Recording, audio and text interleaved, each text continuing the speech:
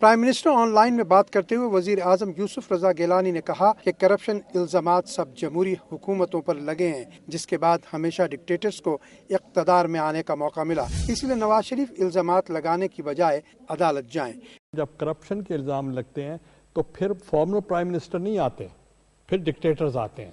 تو اس لیے میں میاں صاحب کو بھی یہی کہوں گا کہ ان چیزوں سے، الزام تراشی سے آپ کا کوئی چانس نہیں ہے۔ اگر آئے گا تو کوئی تھرڈ فورس کو موقع ملے تو ملے، ان کو کوئی موقع نہیں ملے گا۔ ہم پولیٹیکل میچورٹی شو کریں، اور اگر کوئی کرپشن ہے تو ادارے موجود ہیں، they should go to the courts. پہلے کورٹس کون سی نہیں سن رہے، ان کو مزید بھی سن لیں گے۔ وزیر اعظم گیلانی نے کہا کہ حکومتوں کو کام کرنے کا موقع ملنا چاہیے، جمہوریت نہ ہو تو عدلیہ کو کام کرنے کا موقع ملتا ہے، نہ میڈیا کو۔ اب ڈیموکریسی ہوگی تو جوڈیشری کی بھی رونقیں ہوں گی، ڈیموکریسی ہوگی تو آپ کی بھی رونقیں ہوں گی، میڈیا کی۔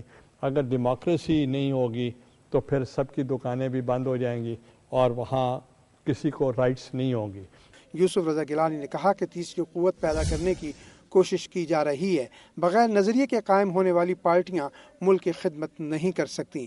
عوام چاہتے ہیں تو پیپلز پارٹی کو سینٹ میں اکثریت کا حق ملنا چاہیے۔ کہ سینٹ کے الیکشنز کو رکوانے کے لیے بہت سازشیں ہو رہی ہیں، اور وہ چاہتے ہیں کسی فارم میں سینٹ کے الیکشن نہ ہوں، مگر سینٹ کے الیکشن ضرور ہوں گے اور بر وقت ہوں گے۔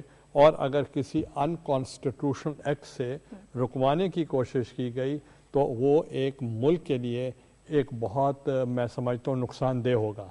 وزیر اعظم نے کہا کہ آئینی طریقے سے سرائیکی صوبہ بنائیں گے، اس سال غیر اعلانیہ لوڈ شیڈنگ پر قابو پا لیا جائے گا۔